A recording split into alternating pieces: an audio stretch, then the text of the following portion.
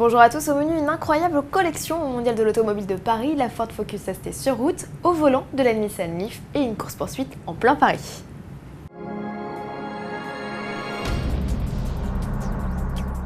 Le Mondial de l'Automobile de Paris se termine dimanche 17 octobre. Avant que les portes de cette 80e édition ne se referment, direction le Hall 8. Le pavillon abrite une incroyable collection de véhicules historiques, 40 trésors sortis des musées de 10 constructeurs automobiles. Allez, commençons la visite par Peugeot. La star ici, ce n'est pas la 508, mais la 404, le haut de gamme des années 60-70. 6 véhicules sont réunis dans un prototype diesel qui réalisa en 1965 un record de vitesse.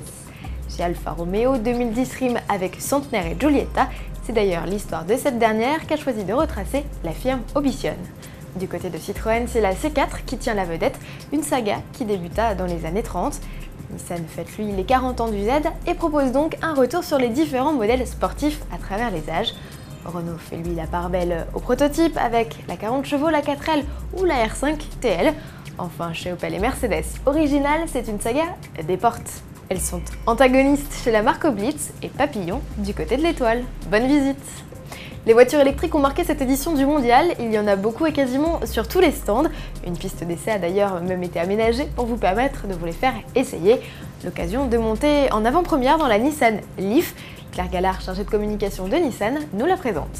C'est une voiture qui a été pensée et construite pour être électrique.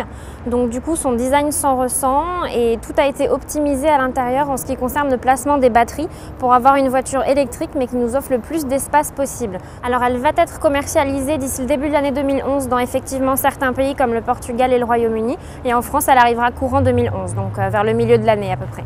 Au niveau tarif, ça sera à peu près comme dans les autres pays européens, donc environ 30 000 €, déduction faite des aides gouvernementales.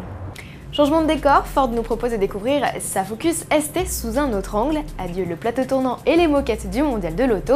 Bonjour Bitume.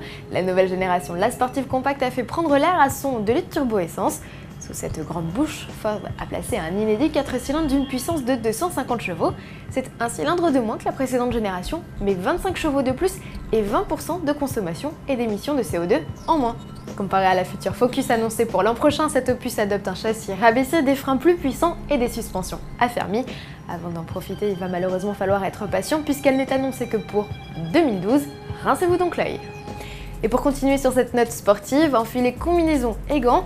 Donc vous n'allez pas sur un circuit, mais dans Paris. Une équipe de production accompagnée de cascadeurs professionnels a choisi la capitale comme théâtre pour une course-poursuite entre une Lamborghini Gallardo Superleggera et une Porsche 911 997 GT3.